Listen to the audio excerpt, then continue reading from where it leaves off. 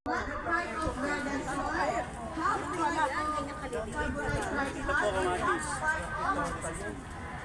manure. So, yan po, diba? Yan po ang talaga nung Ang laki oh. Sino mo, liit-liit lang.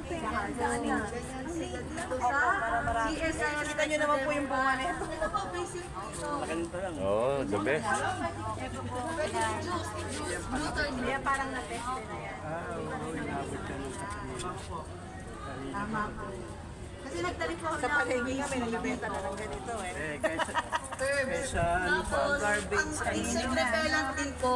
Kap, ang dami ng talong. Baka naman ganun. Ayan, sili. Ayan. Ito po yung talong and ito po yung sili naman. Ito po, makikita niyo po yung mga sili. Sige po, tingnan niyo po yung mga sili. Yan po, gaganda na po siya mga kahaba.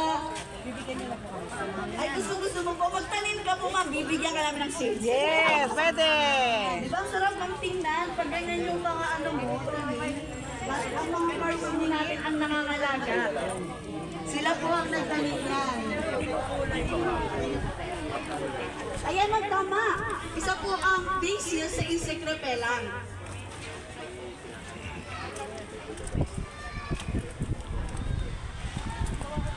Pwede po siya sa stem cutting. At may boto po talaga yan.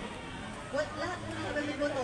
Pero po kasi, sino po ang naniniwala na ang kapong may buto? Kasi mga palakan nila. Lahat po may buto, dito po may buto yan. Kaso, sobrang rare po kasi, ang buto po kasi, kinukuha sa flower bud.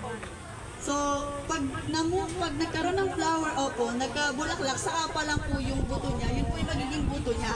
Kasi sobrang rare. Especially nung other mga leafy, woody shrubs, sobrang rare. Kaya more on stem cuttings po ang ginagawa for propagation nila. Yes, asexual propagation, not sexual propagation. Di ba pag sexual propagation, seeds ang gamit. Pag asexual, mga plant parts. Pag sexual, mas masarap. Mas masarap yun. Iba yung Joke sir, lang. iba yung sir. Ice. Sa halaman naman, hindi sa tao.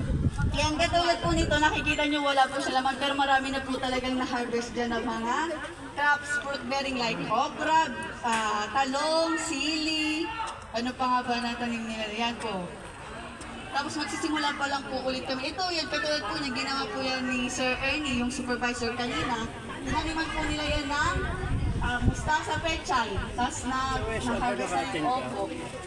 Tapos yan, nag-i-incorporate po kami ng, ay hindi lang po,